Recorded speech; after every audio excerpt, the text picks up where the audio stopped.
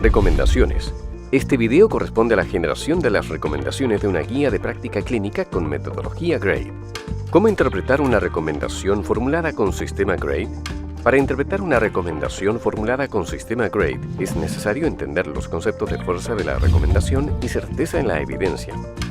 ¿Qué significa la fuerza de una recomendación?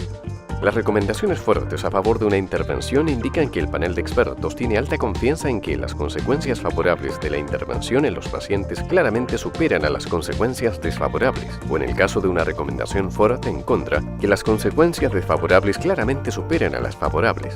Las recomendaciones condicionales, en cambio, indican que 1. El panel considera que hay un balance cercano entre los beneficios y riesgos de la intervención.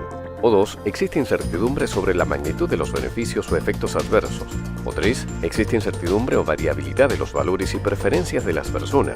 O 4. Los costos de la intervención no están justificados en todos los casos.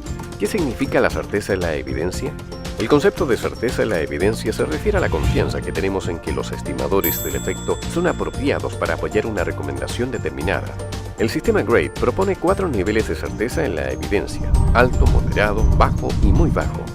La determinación del nivel de certeza en la evidencia se realiza a través de una evaluación sistemática y transparente del diseño de los estudios incluidos y de las limitaciones del conjunto de evidencia. Por ejemplo, en pacientes con fibrosis quística y exacerbaciones pulmonares, el efecto de la administración de corticoides en los días de hospitalización es incierto. En particular, resulta incierto si los corticoides pueden acortar o no el periodo de hospitalización de los pacientes con fibrosis quística. Si este desenlace es considerado crítico para la decisión, entonces la certeza en la evidencia respecto del uso de corticoides es baja. ¿Cómo evaluamos una recomendación? Para evaluar una recomendación podemos preguntarnos: ¿la fuerza de la recomendación es la apropiada? Una recomendación fuerte se genera cuando la evidencia es creíble, existe una alternativa claramente superior y no hay mucha variabilidad en que los pacientes informados van a elegir. Por ejemplo, estamos bastante seguros que usar antibióticos en una persona joven con neumonía es claramente superior a no usar antibióticos. Además, la mayoría de los pacientes informados elegirían tomar antibióticos por sobre no usarlo. En este caso, podemos esperar una recomendación fuerte a favor del uso de antibióticos en personas jóvenes con neumonía.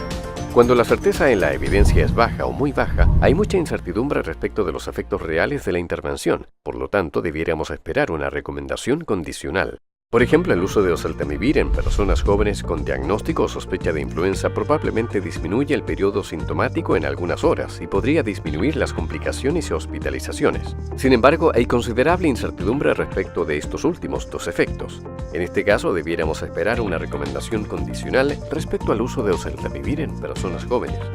Si bien existen circunstancias en que el grupo elaborador pudiera formular recomendaciones fuertes basadas en baja o muy baja certeza de la evidencia, estas circunstancias son excepcionales. ¿La recomendación es clara y orientada a la acción? La redacción de la recomendación debe ser estandarizada y detallar claramente a quién está dirigida, cuál es la acción, en qué circunstancia debe aplicarse y la alternativa con la que se compara la acción. Por ejemplo, en pacientes menores de 6 años con fibrosis quística y compromiso pulmonar, el Ministerio de Salud recomienda usar Dornasa alfa, en comparación a no usar. En este ejemplo está claramente definida la población: pacientes menores de 6 años con fibrosis quística, la circunstancia, con compromiso pulmonar, la acción, usar Dornasa alfa, y la alternativa de comparación, no usar Dornasa alfa. ¿La recomendación entrega suficiente información para su implementación? Las recomendaciones deben entregar explícitamente la información necesaria para su implementación. En el caso de las recomendaciones condicionales, tener una estimación de los efectos esperados puede facilitar a la discusión con el paciente. Por ejemplo, una recomendación condicional para pacientes de alto riesgo con sospecha o diagnósticos de influenza considera que la mayoría de los pacientes adecuadamente informados respecto a los beneficios y riesgos de usar oseltamivir elegirían usar esta intervención. Sin embargo, pacientes que valoren más los potenciales efectos adversos y el costo del medicamento pudieran elegir no usar oseltamivir. La implementación de esta recomendación requiere considerar las circunstancias clínicas particulares y los valores y preferencias del paciente. ¿Cómo usar las recomendaciones formuladas con sistema GRADE? Las recomendaciones fuertes implican que los profesionales de salud pueden aplicar la recomendación a todos o casi todos los pacientes y en todos o casi todas las circunstancias, sin necesidad de revisar la evidencia que apoya esta recomendación.